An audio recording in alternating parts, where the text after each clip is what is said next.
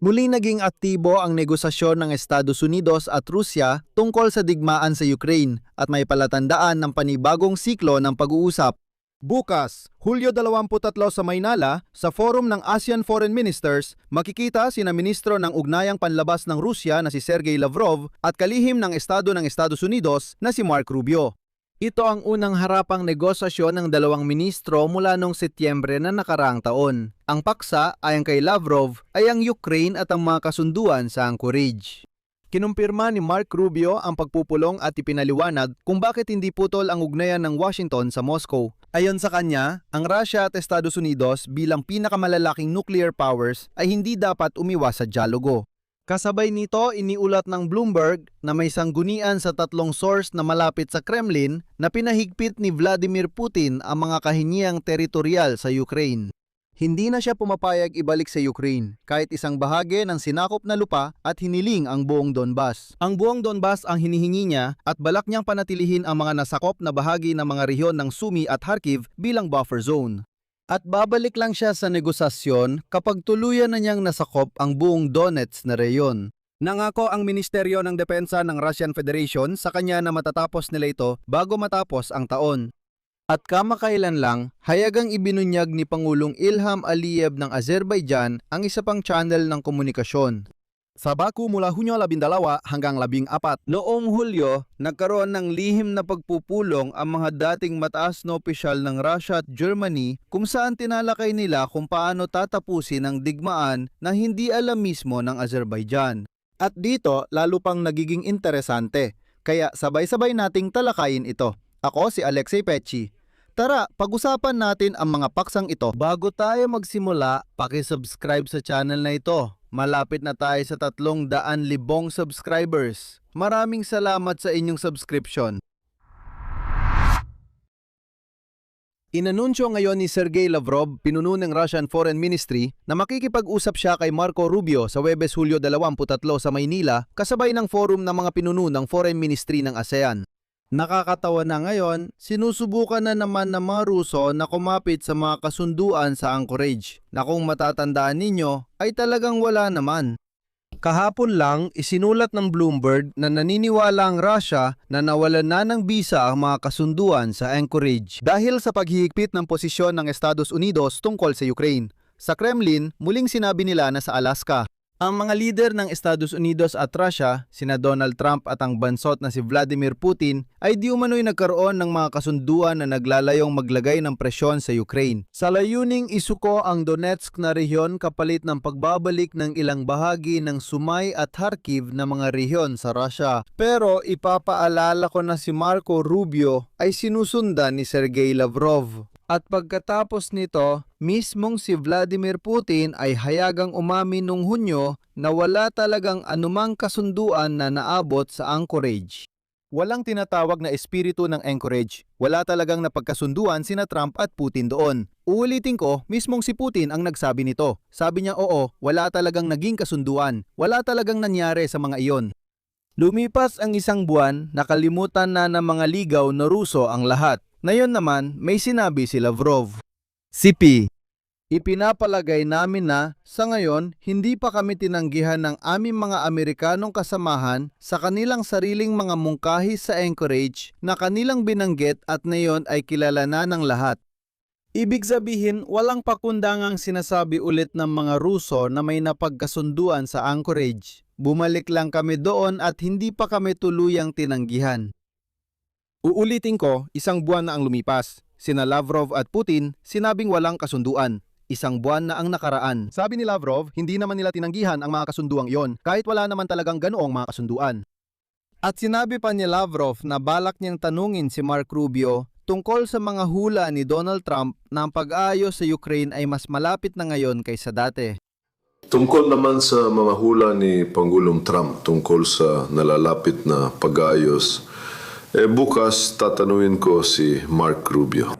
Lalo na't sa rin ay nagbigay ng medyo hindi tiyak na komento tungkol sa mga resulta ng Anchorage. Ganito ang posisyon ng Amerika sa kontekstong ito. Kinumpirma ni Mark Rubio ang pagpupulong at ipinaliwanag ang lohika ng Washington. Ayon sa kanya, ang Russia at Estados Unidos bilang pinakamalalaking nuclear power ay hindi pwedeng umiwas sa dialogo kaya magtutuloy ang kanilang negosasyon. Sinabi niya na kahit anong mangyari, dapat may ugnayan pa rin ang Estados Unidos at pamahalaan ng Russia. Ayon sa US State Department, hindi makatuwiran ang hindi pakikipag-usap sa Moscow at bukas ang Estados Unidos na muling makipag-ugnayan, mag-ambag ng makabuluhan sa pagtatapos ng digmaan. Dapat tandaan na malinaw na sinabi ng Washington na hindi nila planong putulin ang ugnayan sa Moscow kahit may digmaan at walang progreso. Kailangan pa nating harapin ang posisyong ito sa pagpapatuloy pero ganito naman palagi. Kahit sa mga mababangis na Ruso, sa kasamaang palad, kailangan pa rin ng dialogo para malaman natin kung ano ang mga plano ng mga barbarong ito, paano sila mag-isip at iba pa. Parang pag-aaral lang ito, kailangan nating maintindihan ang nilalang na ito. Kaya tuloy pa rin ang dialogo sa kanila. Klaro na posibleng magbago ang direksyon ng negosasyon at tinaasa ng Kremlin ang kanilang pusta. Ang nangyayari ngayon ay malinaw na palatandaan na nakita ng mga Ruso ang bagong pagkakataon para muling magpatagal lang na kunyari ay nagsasagawa ng negosasyon. Ipaliwanag ko kung ano ang ibig kong sabihin. Ayon sa Bloomberg, gamit ang tatlong source na malapit sa Kremlin, inilatag nila ang bagong posisyon sa negosasyon ni Vladimir Putin na mas mahigpit kaysa dati. Klasikong taktika ito ng mga Ruso na nagpapalala sa negosasyon bago magpakalma. Ano nga ba ang isinulat ng Bloomberg? Una, hindi na balak ng Rusya na ibalik sa Ukraine ang alinman sa mga sinakop na teritoryo sa ilalim ng anumang kasunduan sa pagtigil ng digmaan. Dati sinasabi sa Moscow na dapat isuko ng Ukraine ang Donbas kapalit ng pagbabalik ng mga nasakop na lugar sa Sumy at Kharkiv na mga reyon. Paalala, tinawag ng mga Ruso itong espiritu ng anchorage, ngunit sa Washington, itinanggi nila ang ganitong kasunduan. Ngayon, tuluyan ng tinalikuran ng Kremlin ang ganitong iskema at mayabang na sinisisi ang mga Amerikano na sila raw ang may kasalanan dahil nilabag nila ang kung anong kasunduan na paalala ko lang ay wala naman talagang ganong kasunduan sa Alaska. Ikalawa, balak panatilihin ng Russia ang mga nasakop na lugar sa Sumy at Kharkiv bilang buffer zone para sa kanila.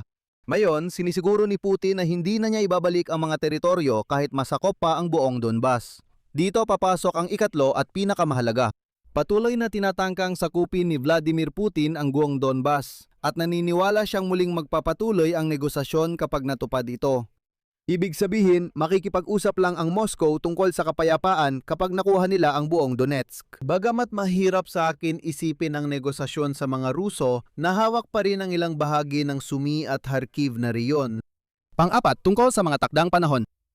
Ayon sa isa sa mga nakausap ng Bloomberg, muling tiniyak ng Ministry of Defense ng Russian Federation kay Diktador Vladimir Putin na madali raw makukuha ng hukbong Ruso ang buong kontrol sa natitirang bahagi ng Donetsk Oblast bago matapos ang taon. Sinabi ng source mula sa Ministry of Defense ng Russian Federation na maraming sundalo ang naniniwalang hindi realistiko ang petsang iyon at mas malamang mangyari ito sa kalagitnaan ng taong 2027. Ibig sabihin, si Vladimir Putin ay muling nakatanggap ng mga petsa ng pananakop na hindi naman matutupad. Bakit mas naging mahigpit si Vladimir Putin? Sabi ng Bloomberg, may dalawang dahilan. Una, sa Kremlin, tingin nila na bigo ang mga dipormal na kasunduan sa Anchorage Summit noong Agosto 2025. Malagaring tandaan ang isang importanteng ideya. Ganyan talaga makipag-usap ang mga Ruso, sila-sila lang ang gumagawa at humahawak ng mga kasunduan. Halos isang taon nilang pinanghawakan, pero kalaunan inamin din nilang wala pala. Ngayon, sinasabi nila, meron pala, pero sinira raw ng mga Amerikano. Kagaya ito ng ginawa ni Vladimir Putin na naghanap ng dahilan para simulan ng digmaan sa Ukraine sa pagsasabing may nagsabi sa kanluran na hindi palalawakin ng NATO papuntang silangan para sa mga Ruso. Walang ganoong pangako o kasunduan. Sinasabi lang ng mga Ruso na meron at nilabag ito, kaya ginawa nila itong dahilan para simulan ang malawakang digmaan. Ganon din ang sitwasyon dito. Matagal ang inamin ni Putin na walang kasunduan sa Anchorage, pero hindi yon mahalaga sa kanya. Ang mahalaga ay may dahilan siya. Sabi niya, kahit walang kasunduan, Amerikano pa rin ang sumira. May dahilan ako para tumanggi sa posisyon sa negosasyon. At ang pangalawang dahilan. Desisyon nito ni Donald Trump na suportahan ang panukalang batas sa pagpapataw ng mga taripa hanggang 100% laban sa 5 pinakamalalaking mamimili ng langis ng Russia. Parang ganito, gumaganti si Vladimir Putin kay Trump dahil sa hindi pa naipapasang batas tungkol sa mga sanksyon.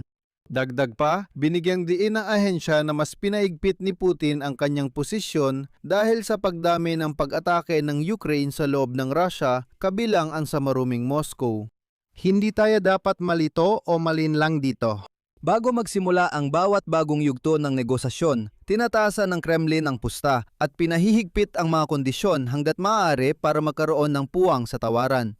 Klasikong taktika ito ng negosasyon ng mga Ruso. Balikan natin ang mga hiningi ni Vladimir Putin sa simula ng malawakang digmaan.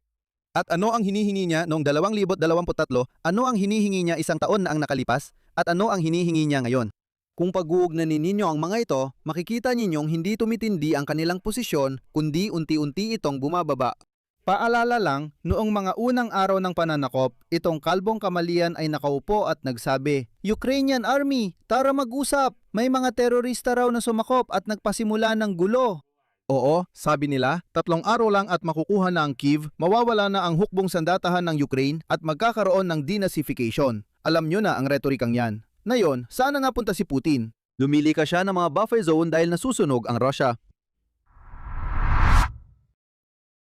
Gaya ng alam ninyo, bukod sa pampublikong negosasyon ni Lavrov at Rubio sa Maynila, may mga lihim ding bahagi ang ganitong usapan.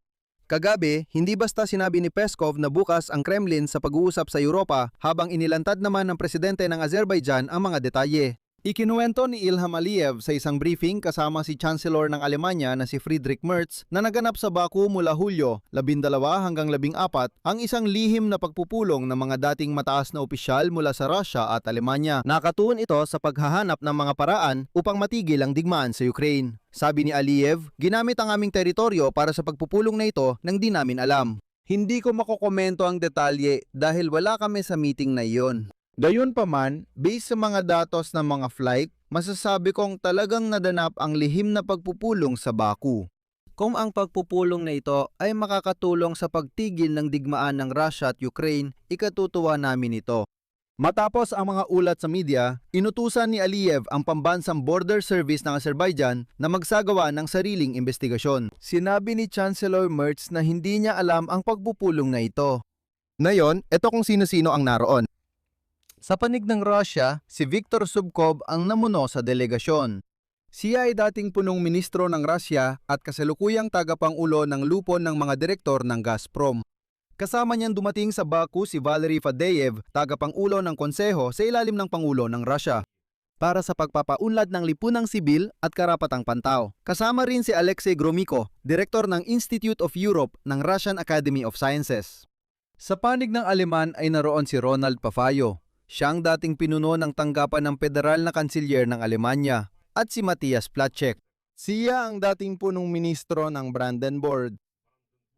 Diyos ko, halos hindi ko masabi ng maayos.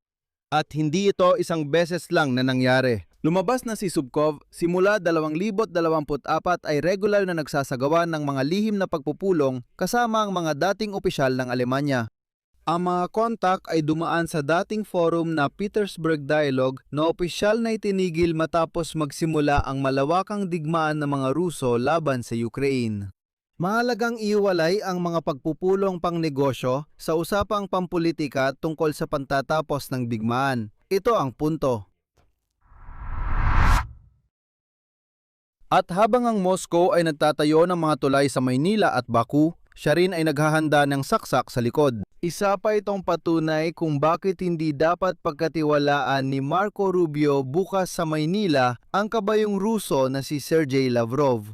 Ipinahayag ni Andrei Kovalenko, pinuno ng Sentro ng Pagsugpo sa Disinformasyon sa ilalim ng National Security and Defense Council ng Ukraine, na naghahanda ang Russia ng isang wad na operasyong ibibintang sa iba laban sa mga bansa ng NATO. Maaring gumamit ang Russian Federation ng mga drone na nagpapanggap na Ukrainian para umatake sa mga bansang Baltic at magprovokasyon sa Poland. Layunin ng mga operasyong ito na sirain ang tiwala ng mga kaalyado sa Ukraine at ang GRU ng Russia ang naghahanda at nagpapatupad nito. Sa totoo lang, hindi ito ang unang ganitong babala. Paalala lang, ilang araw bago nito, sinabi rin ni Ministro ng Ugnayang Panlabas ng Poland, Radoslav Sikorski, sa pagbisita niya sa Estados Unidos na maaring umatake ang Russia sa bansang kasapi ng NATO. o kaya magkunwaring may atake sa teritoryo nila at sa parehong kaso, gagamitin nila ang mga Ukrainian na drone. Para magkaroon sila ng dahilan na umatake sa kanluraning kaalyado ng Kyiv, lalo na ang Poland. Ayon kay Sikorsky, ang mga planong ito ay dahil sa kabiguan ng Russia sa prente sa Ukraine. Mas madalas na ngayong pag-usapan ang chismis tungkol sa mobilisasyon sa Russia na yung taglagas at handa raw si Putin magbukas ng ikalawang prente. Ito rin ay mga elemento ng presyon sa Europa na may layuning pilitin ng Ukraine na sumuko sa pamamagitan ng mga Europeo. Ngayong alam na natin ang lahat ng katotohanan, pag-usapan natin kung paano maapektuhan ang Ukraine ng negosasyon at ano ang plano ng Kremlin. Una, walang pagluluwag sa posisyon ni Putin kahit may mga headline tungkol sa negosasyon. Mas tumindi ang kanilang posisyon. Dati, pinag-uusapan pa ang pagpapalitan ng teritoryo pero ngayon, hindi na nagbibigay ang Moscow at nadagdagan pa ang hinihingi nilang mga sonang panangga sa Sumy at Kharkiv. Ang kondisyon para bumalik sa negosasyon ay ang pagsakop muna sa buong Donetsk. Ibig sabihin, hindi totoong negosasyon ang alok ng Kremlin kundi pagsuko. Pero bagagad maghusga. Pangalawa, ang petsang ipinangako ng Ministry of Defense ng Russia kay Vladimir Putin para sakupin ang buong Donbas ay itinuturi ng kanilang mga sundalo na hindi makatotohanan. At imbes na katapusan ng 2026, binabanggit nila ang taong 2027. At ang ibig sabihin nito, hindi kayang tuparin ng Moscow ang mga kondisyon para sa negosasyon. At ang buong estrukturang ito ay nagiging paraan para magpatagal lang. Uulitin ko. Sabi ni Putin, walang negosasyon hanggat di niya nasasakop ang Donbas. Pero ang mga militar niya mismo ang nagsasabi, pakinggan mo, hanggang sa katapusan ng taon, siguradong hindi natin masasakop. Ibig sabihin, sa susunod na kalahating taon, walang anumang pagsakop na mangyayari. Kasabay nito, sinusubukan ni Lavrov kausapin si Rubio, mukhang bukas kami sa usapan. Pinaktibo rin lahat ng channel. Si Lavrov kay Rubio, si Zubkov sa mga Aleman sa pamamagitan ng Baku. May pahayag si Peskov ukol sa kahandaang makipag-usap sa Europa kasabay ng mga kaganapan sa loob ng Rusya. Paalala lang ang konteksto. Nasusunog ang mga refinery ng langis at may krisis sa fuel. Nasunog din ang Wildberries bodega sa 4 na rehiyon.